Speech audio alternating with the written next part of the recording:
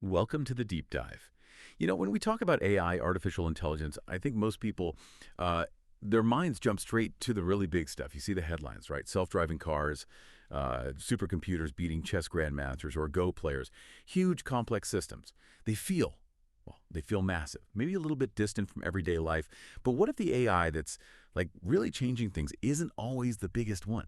Today, that's what we're diving into. We're doing a deep dive just for you, our listener, to kind of flip that perception. We're going to explore this fascinating world of small models. These are lightweight, super efficient AIs, the kind that can actually run right on your phone or your laptop, even in your browser.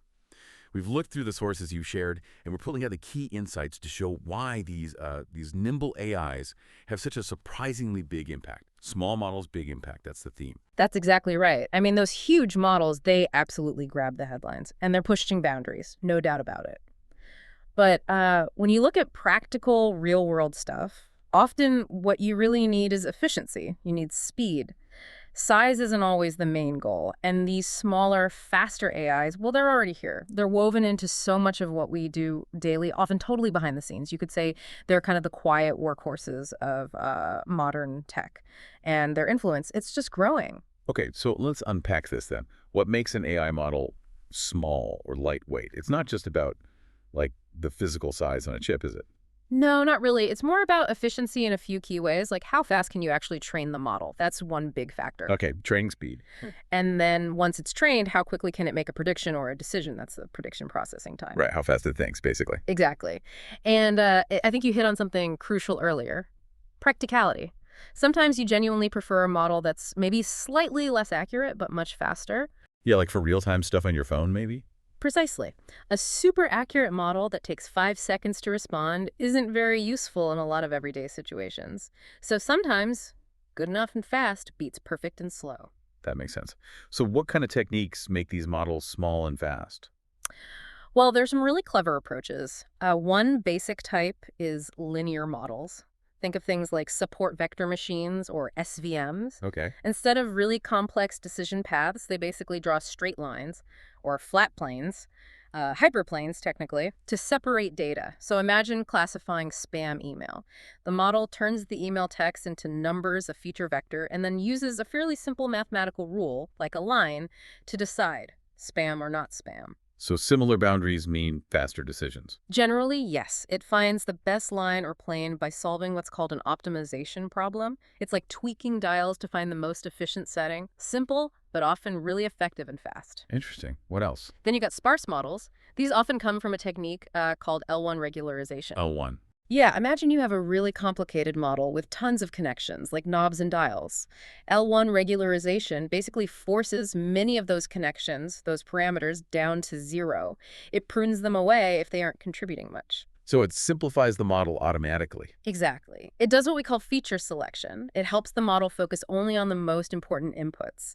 And a really cool side effect is better model explainability. Meaning you can understand why it made a decision. Yes, precisely. Fewer moving parts makes it easier to see the logic. It's like getting the executive summary instead of the full, dense report. Yeah. And this idea of combining simple things leads nicely into ensemble learning. This is a really powerful concept. Ensemble. Yeah. Like a musical ensemble. Sort of. Instead of building one giant super smart model, you combine a large number of low accuracy models. They're often called weak learners. Weak learners. Doesn't Not sound. very good. Huh. Well, individually they might be simple, like shallow decision trees. Quick to train, quick to make predictions. But the magic happens when you combine their outputs, maybe through voting or averaging. Ah, like crowd wisdom. Exactly like that. A whole bunch of simple models working together can actually achieve really high accuracy, sometimes even better than one big complex model. It's strength in numbers, but for AI, it shows how small models can team up for a big impact. That's clever. Combining simple, fast things. Yeah. And one more thing worth mentioning quickly. Iterative training. Some algorithms can be trained one batch at a time. What do you mean? Meaning, as new data comes in, you don't have to retrain the entire model from scratch. You can just update it with the new info. Think of algorithms like naive Bayes or some ways of implementing neural networks. So they can learn continuously almost. Pretty much. It saves a ton of resources and time, especially if data is constantly changing, keeps the model fresh without massive retraining efforts. That's fascinating. So the big picture here is Well, it seems AI doesn't always need to be this giant computational beast to be effective. Many are actually designed for agility, for efficiency. That's the core idea, elegance and efficiency over just brute force. Okay, so we know what they are, these efficient models, but where are they actually, doing things? Where do we see them in action? Let's talk Yeah. about the devices we all carry around, because you mentioned phones, laptops. Here's where it gets really interesting, I think. I remember reading Jeff Dean, from Google Brain, talking about TensorFlow models running everywhere. He mentioned your laptop, a machine with GPU cards that you bought, Right. but also, crucially, a Raspberry Pi and on Android. Raspberry Pi, that's tiny. And Android, that's our phones. How does that shift, putting AI on the device, change the game? It changes fundamentally how we interact with AI. Yeah. Running models directly on the device, on-device AI, they call it, brings computation closer to you. No constant need to send data to the cloud and wait for a response. Right, less latency, more privacy, maybe. Both, absolutely. Think about Andrew Ng's example of recognizing cat pictures. A huge general network for all internet images. That takes serious horsepower. But a model specialized just for images likely to be on your phone, that can be much smaller, much more efficient. It can run right there, instantly identifying your pet in a photo without your private picture ever leaving your device. Okay. So specialization helps make them small enough for the phone. Definitely. And this isn't just for fun photo apps. Think about healthcare. AI is expected to be widespread in healthcare. We're talking about AI assisting doctors with diagnoses, helping discover new drugs, or even systems for monitoring the health and safety of the elderly in their homes. Wow, yeah, that monitoring part seems like it would need to be local, right? Yeah. Continuous. Exactly. Yeah. You often need real-time processing right there in the home or clinic. You can't always rely on sending sensitive health data back and forth to a remote server for every little check. On-device AI provides that immediacy and privacy. Exactly. And then you have things like social robots, Cynthia Breezeal's work, for example. Robots designed to interact with people collaboratively, to personalize over time. Learning about you as they interact. Precisely. That kind of nuanced ongoing learning and adaptation really benefits from embedded, efficient AI running directly on the robot. It makes the interaction feel more natural, more responsive if the brain is right there. It really clicks when you think about how fast my phone processes photos now. Yeah. Like sorting faces or finding pictures of dogs. That happens almost instantly right on the phone. That's the small AI, isn't it? That's exactly it. So if you're listening, think about your smartphone, your smart speaker, maybe smart appliances, quick voice commands, spam filtering in your email, maybe suggestions in your keyboard. A lot of that is this small AI just working away, totally seamlessly. It's kind of invisible intelligence. It really is. Okay, so efficiency, speed, running on our devices. That's huge. But does this focus on smaller, maybe more specialized models also tell us something deeper about intelligence itself? The narrative for so long was just bigger models, more data equals more intelligence. Is that always true? That's a really critical point. And the answer seems to be, well, no, not necessarily. These massive deep learning models, despite their power, have some pretty significant limitations that make us question that bigger is always better idea. Like what? Well, first, the data dependency. Andrew Ng, Yoshua Bengio, pioneers in the field, they both point out that requiring so much data is a major limitation of current deep learning. As Bengio puts it, we just can't realistically label everything in the world and meticulously explain every last detail to the computer. It's just not scalable for true general understanding. Brute force data labeling hits a wall. Right, you can't label the whole universe. Exactly. And then there's the surprising lack of generalization and common sense. Even systems that achieve superhuman performance in specific tasks, like those Atari game AIs, Yeah. they can be incredibly brittle. Brittle how? You change the game slightly, like shift the paddle position in Breakout by just a few pixels, something a human wouldn't even consciously register, and the AI's performance can just plummet dramatically. Wow. It shows they haven't really learned concept of the game. They lack true abstraction, domain generalization, or transfer learning. They mastered the exact patterns they were trained on, but struggle when things change even a tiny bit. Humans generalize effortlessly. These systems often don't. That's a big difference from how we think. It is. And related to that is the vulnerability to adversarial examples. This is really fascinating. What are those? These are inputs that are intentionally designed to fool an AI, but look totally normal or only slightly weird to a human. Think of special eyeglass frames that make facial recognition fail, or tiny stickers on a stop sign that cause a self-driving system to misinterpret it completely. Whoa, seriously. Stickers can do that. Yes, even imperceptible changes to pixels in a medical image could potentially cause an AI to make a wrong diagnosis. It shows these systems perceive the world very differently and sometimes very shallowly compared to us. They can be easily fooled in ways humans just aren't. That sounds worrying Yeah. for critical applications. It's definitely a major research area, and it leads to a deeper, almost philosophical point raised by someone like Douglas Hofstadter. He expressed this real concern, almost terror. Oh, what?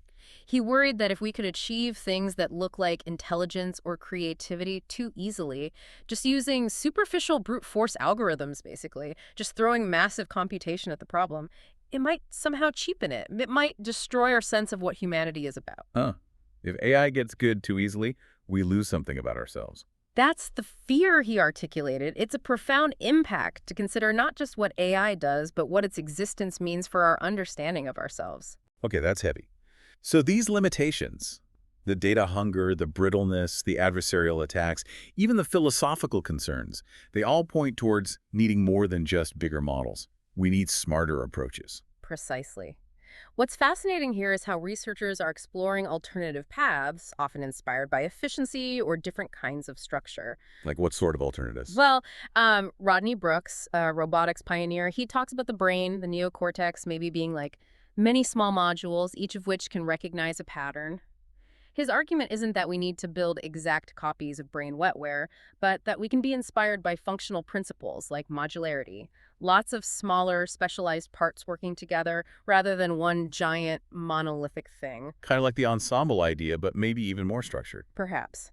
Then you have researchers like Josh Tenenbaum working on probabilistic programs. The idea there is to combine neural networks, which are great at pattern recognition from data, with ideas from classical programming and probability theory. Why combine those? The goal is to build systems that don't just recognize patterns, but can reason, can understand cause and effect, maybe even approach something like human common sense.